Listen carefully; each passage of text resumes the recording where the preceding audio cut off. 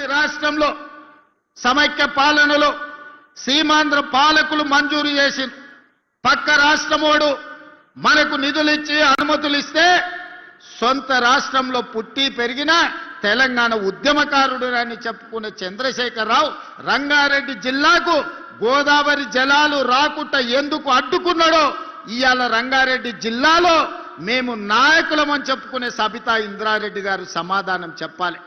పాలమూరు రంగారెడ్డి పూర్తి చేసి నీళ్ళు ఇస్తా అని ఊరిచ్చి లక్ష్మీదేవి పల్లికాడ భూసేకరణ కూడా చేయలే.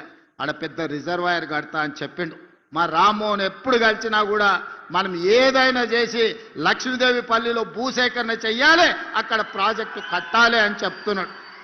తెలంగాణలో ఎత్తైన ప్రాంతం నెత్తి మీద కుండ పెట్టుకొని ఒక బొక్క పెడితే ఎట్లయితే మనిషి ఎంత తడుస్తాడో తెలంగాణ మొత్తానికి ఎత్తైన ప్రాంతం లక్ష్మీదేవి పల్లి, అక్కడ రిజర్వాయర్ కడితే రంగారెడ్డి మహబూబ్నగర్ జిల్లాలో నీళ్లు వస్తాయని నేను కాదు చెప్పింది, చంద్రశేఖరరావే చెప్పిండు.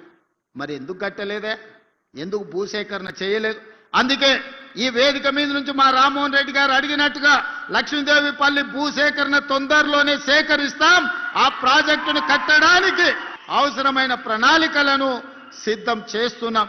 అదే కాదు, ఈనాడు ప్రాణహిత చేవెళ్ళ చంద్రశేఖరరావు నిర్లక్ష్యానికి రంగారెడ్డి జిల్లా బలైంది. గోదావరి జలాలను అడ్డం పెట్టుకొని గోదావరి జలాల ముసుగులో 1,00,000 కోట్లు ఖర్చు పెట్టి కాళేశ్వరం కట్టి 1,000 కోట్లు కొల్లగొట్టి మీరు ఫామ్ హౌస్లు కట్టుకున్నారు, మీరు వ్యాపారాలు పెట్టుకున్నారు, మీరు టీవీలు పెట్టుకున్నారు, మీరు పేపర్లు పెట్టుకున్నారు మీ గురించి గొప్పలు రాసుకోవడానికి. కానీ మాకు మాత్రం చుక్క నీరు రాలే.